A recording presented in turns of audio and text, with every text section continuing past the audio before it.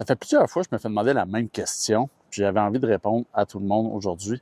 C'est quel hamac que je recommande à quelqu'un qui veut commencer le camping en hamac? C'est sûr que c'est pas tout le monde qui a le même budget, c'est pas tout le monde qui a les mêmes critères, c'est pas tout le monde qui a les mêmes besoins. Si vous êtes sur la Rive-Nord comme moi, c'est sûr et certain que vous allez avoir besoin de bug net avec votre hamac parce que dans les Laurentides ou que ce soit, il y a vraiment plus de bébites que de mouches que sur la Rive-Sud ou dans les cantons de l'Est ou en Europe. Peu importe ce que vous êtes, si vous avez besoin de bug net ou pas, ça va changer la donne. Peu importe votre budget, c'est toujours le fun de payer le moins cher possible. Fait qu'aujourd'hui, je vous montre lequel de mes hamacs que je vous conseille le plus. Allez, dans le sac à dos. Beaucoup d'entre vous ne seront pas surpris que le hamac que je conseille à tout le monde, c'est d'y aller avec OneWin. Oui, il est disponible sur Amazon, mais il est aussi disponible directement sur le site de OneWin. Le lien va être dans la description. C'est un hamac que ça fait des années et des années que j'utilise et que je recommande pour plusieurs raisons, dont son prix qui est quand même abordable versus les NSC, les Warbonnet, les grosses marques. De deux, pour la qualité. Pour vous en parler, je vais l'installer puis on va le voir ensemble pourquoi je recommande ce hamac-là plus que les autres. Une des premières modifications que j'ai faites au hamac, c'est j'ai rajouté un mousqueton directement dans la sangle, ce qui va me permettre de l'accrocher plus rapidement à l'arbre. Sinon, il faut que je passe la sangle dans la loupe, que je repasse la sangle dans la tâche qui est après le hamac directement. Fait que depuis que j'ai mis le mousqueton directement sur la sangle, j'ai pas besoin de refaire ça à chaque fois. Une des choses que j'apprécie de l'étui du sac de OneWin, c'est qu'il s'ouvre des deux côtés. Quand que j'accroche mon hamac d'un arbre à l'autre, l'hamac reste dans son emballage, il traîne pas par terre. C'est quelque chose qui est quand même bien. Définitivement, la dernière fois que je l'ai utilisé, les arbres étaient plus loin. Fait que pour l'ajuster, je viens ici, puis je tire sur la sangle pour le tirer, pour monter mon hamac. Ça va être parfait. Une des choses que je fais avec mes sangles pour pas qu'elles traînent par terre ou que la pluie suive la boucle puis continue, je vais juste venir faire une boucle comme ça. Ça va faire deux choses. Ça va empêcher ma sangle de glisser pendant que je suis dans la hamac.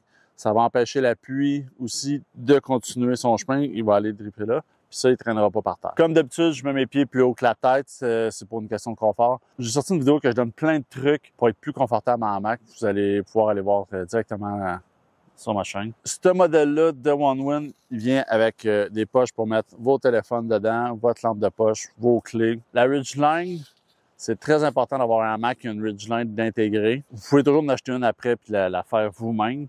Mais OneWin, elle vient déjà avec. La distance doit être à peu près 83% de la longueur du hamac pour un maximum de confort. À chaque fois que vous allez accrocher votre hamac avec la Ridgeline, va faire en sorte qu'elle va toujours avoir la même tension d'une fois à l'autre. Vous pouvez l'ajuster bien comme il faut la première fois. Le modèle que j'ai, moi, c'est un 12 pieds. Il est disponible aussi dans le 11 pieds. Puis le 12 ou le 11, je pense, sont 5 pieds et demi de large. Un hamac qui est large, c'est vraiment ça qui va vous permettre de vous mettre en diagonale dans le hamac. Un hamac qui est plus court ou étroit, que vous allez être moins en diagonale, puis vous allez faire plus la banane dedans. C'est la dernière chose qu'on veut dans un hamac. Si jamais vous allez sur Amazon pour regarder des hamacs de moins bonne qualité, pas chers, ils vont être beaucoup plus courts. En général, ils vont être quasiment de 9 pieds ou de 8 pieds et demi ou en mètres. Ils vont être en bas de 3 mètres. Ils vont être comme 2,80 m ou des grandeurs comme ça. À votre place, j'éviterais ça. Si vous regardez, mettons, le rayon de mon hamac présentement, c'est un 12 pieds. Si je fais juste enlever un pied, un 11 pieds, si j'enlève un deuxième pied à peu près, ça va être un 10 pieds. Puis si j'enlève carrément 3 pieds, là, ça va être un 9 pieds. Regardez la distance, comment que le rayon est beaucoup plus court pour se coucher dedans versus un 12 pieds qui est vraiment plus long, plus à plat. La longueur du hamac affecte beaucoup la qualité du sommeil. J'éviterais tout ce qui est en bas de 11 pieds, à la limite 10 pieds et demi si vous êtes une petite personne. OneWin vient avec deux modèles aussi différents. Un bugnet qui est détaché carrément du hamac, que vous allez passer autour comme ça, que vous allez venir serrer au bout. Personnellement, c'est un modèle que j'ai appris à apprécier. Au début, j'étais pas sûr, puis finalement, je l'aime bien gros comme ça. Pour la simple raison que je l'ai utilisé en camping d'hiver, que j'avais pas besoin du bugnet, fait que je l'ai enlevé carrément. Ce modèle-là, je passe par en dessous comme ça. Et je carte mon hamac. Je laisse mes souliers à terre. Aujourd'hui, j'ai mis mes pantoufles des bois. Puis, j'embarque. Que voyez le fait qu'il est super large, je peux vraiment venir me mettre en diagonale puis rester vraiment à plat dans le hamac. Oh, on est bien là-dedans. Ce qui est le fun du Bugnet, c'est qu'il est un peu élastique. Fait qu'il me dérange pas à l'épaule de le sentir. L'autre modèle, le Bugnet, il est zippé tout le tour. Fait que quand tu n'as pas de besoin, tu peux le dézipper puis l'avoir au bout ou quoi que ce soit. Sauf que tu vas toujours avoir le zipper sur le bord là. Fait que pour ça, moi, je préfère lui. Que quand j'en ai pas de besoin, je l'enlève puis je le remets. Puis pour sortir, je retourne le trou. Comme en ce moment, on est fin avril. Il n'y a pas de bébite dehors. Si j'avais à passer la nuit ici, j'enlèverais le Bugnet au complet. Si j'annonçais une nuit fraîche, peut-être que je le garderais parce que le Bugnet retient de la chaleur quand même. Une autre chose que j'aime des modèles OneWin, c'est leur couleur. Je trouve que c'est une couleur qui passe quand même inaperçue si jamais vous voulez l'accrocher quelque part en forêt que vous n'êtes pas trop sûr si vous avez le droit ou pas. Il va être bien moins apparent que les hamacs bleus, orange ou quoi que ce soit. Je trouve que c'est un beau vert. Le fait qu'il est large, je peux me coucher quasiment dans ce sens-là avec. Je suis super bien en ce moment, là. Un autre produit de OneWin que je pourrais vous recommander si jamais vous voulez commencer en hamac, ça serait d'y aller avec un underquilt. Parce que là, en ce moment, le froid, je le sens directement sur mes faufounes. Le underquilt va vraiment venir isoler en dessous du hamac. Parce que même si vous avez un sleeping bag, vous allez compresser votre sleeping bag, vous allez sentir le froid en dessous. Ça prend vraiment un underquilt pour ça. Il y en a qui s'arrangent avec les matelas gonflables. Ça marche, mais c'est vraiment moins confortable. Donc, bien sûr que le underquilt que je recommande, c'est OneWin qui le fait aussi. La raison pourquoi je l'aime, celui-là, c'est son prix. Vu qu'il est en synthétique, malheureusement, il prend quand même beaucoup d'espace. Mais ce qui est heureux de cela, c'est qu'il est vraiment pas cher. Je pense qu'il est 89$ sur Amazon ou directement sur le site de OneWin. Dans les underquilts, il est dans les moins chers. Moins cher que lui, ça va être ceux qui finissent vraiment minces aux pieds ou qui sont vraiment petits. Pour des enfants ou des très petites personnes, ça fait. Sinon, même la qualité d'isolation de ces underquilts-là, je les trosserais pas. Tandis que celui-là, je l'ai testé.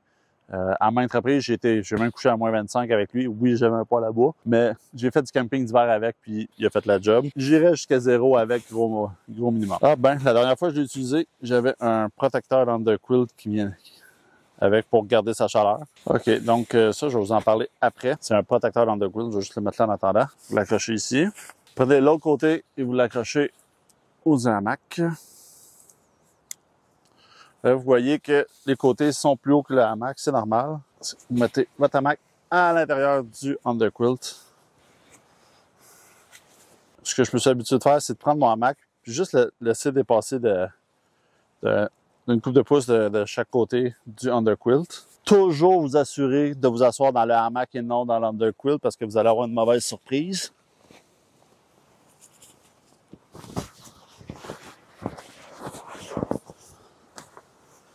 Et ce que je veux de mon underquilt, si je dors en diagonale, je veux que le côté que mes pieds sont, il soit un peu plus haut pour venir envelopper mes pieds.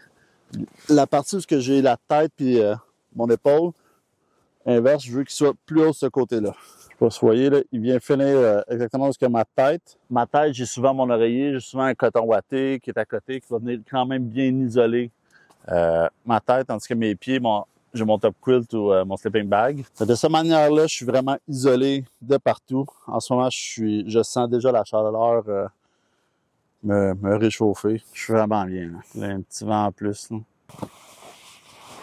OneWin offre le underquilt en synthétique. Il l'offre aussi en duvet. Apparemment, il est plus compact et il est plus chaud en duvet qu'en synthétique. Mais je ne l'ai pas testé. Je ne l'ai pas acheté. Fait que je peux pas vous en parler plus que ça. Généralement, le duvet va faire en sorte que vous allez pouvoir aller dans des conditions pas mal plus froides. Il va être beaucoup plus compact. Puis il va être beaucoup plus chaud. Fait que pour toutes ces raisons-là, il va être beaucoup plus cher. Il y a plein de hamacs disponibles pour vous. Mais si vous commencez et vous n'avez pas acheté encore, je recommande OneWin. Je l'ai recommandé à Martin des Aventureurs. À date, il l'a aimé. Je l'ai recommandé à Joe Explore. À date, il l'aime. Pas mal tout le monde à qui je l'ai recommandé. Ça a été pas mal unanime. Ça fait des années que je l'ai. Puis il n'a pas déchiré. Il est vraiment de bonne qualité. malgré son prix qui est pas très élevé. Après ça, le bonnet, c'est vous qui allez décider si vous le voulez ou pas attaché. Moi, personnellement, j'aime mieux qu'il soit détachable comme ça. Je peux m'en servir dans ma tente l'hiver ou au printemps, à l'automne, quand il n'y a plus de bébites. J'ai pas besoin de mettre le bugnet. C'est moins chiant qu'un zipper. Puis aussi, rentrer, sortir, si jamais vous dormez à côté de quelqu'un, si vous voulez vous lever la nuit pour aller aux toilettes ou quoi que ce soit, ou le matin, puis que la personne dort encore, puis que vous défaites le zipper, zzz, zzz, ça peut réveiller les autres, tandis que ce modèle-là fait absolument aucun bruit sortir. La dernière fois, on était à 4, quand même assez rapprochés. J'avais pris une coupe de bière, fait que je me suis levé 2 fois dans la nuit pour aller pisser. J'étais content d'avoir ce modèle-là, puis de pas avoir le zipper à défaire. Fait que je me sentais pas mal de réveiller les autres. Si vous commencez le camping en hamac, ça va vous prendre aussi une toile par-dessus. Faites une vidéo complète sur la toile de OneWin. Je la recommande, mais elle est quand même plus chère que les autres toiles. Il y a la Kalinko qui est à 40$ si elle n'est pas en vente, elle est très souvent en vente. J'ai fait une vidéo sur celle-là aussi. Les deux modèles, c'est des bons modèles. La Kalinko, malheureusement, elle est 3 mètres par 3 mètres, donc elle ne viendra pas couvrir l'ensemble, mais si vous la mettez en diagonale, en diamond, bien là, elle va venir vraiment couvrir les deux bouts, puis ça va être bien correct, puis ça va être une option beaucoup plus économique, et elle va être versatile pour vos autres utilisations. Tandis que la toile de OneWin est vraiment faite pour le camping en hamac. La manière qu'elle est configurée avec les attaches puis tout ça, il y a les portes qui se ferment, puis elle est vraiment faite pour être accrochée en hors frame. Une bonne toile qui est pour le camping en hamac, je recommande celle de OneWin. Si vous en voulez une pour les quelques fois que vous allez en hamac, puis pour les autres affaires, j'irai plus pour le Kalinko. Les liens vont être dans la description. Puis si vous voulez avoir la vidéo complète, vous pouvez aller voir sur ma chaîne. Le produit que je parlais tantôt, c'est un underquilt protecteur. C'est juste une petite couche supplémentaire qui va venir en dessous du underquilt, qui va faire une barrière d'humidité, qui va garder un peu plus la chaleur. Fait que si vous allez coucher dans des conditions un peu plus fraîches ou humides, ça va venir protéger l'underquilt pas mal. Puis ça prend vraiment pas de place dans le sac à dos, là. Ça, c'est la poche pour le ranger. Il s'accroche au underquilt. C'est vraiment pas compliqué. Un autre petit produit de OneWin que je recommande. Pour venir protéger votre underquilt, c'est pas plus gros que ça. Ça prend vraiment pas de place dans le sac à dos. Fait que c'était ma réponse à la question quel hamac que je recommande à quelqu'un qui veut commencer le camping en hamac. Si vous avez aimé la vidéo, pesez sur j'aime. Si vous n'êtes pas encore abonné, abonnez-vous. Et je vous dis à une prochaine.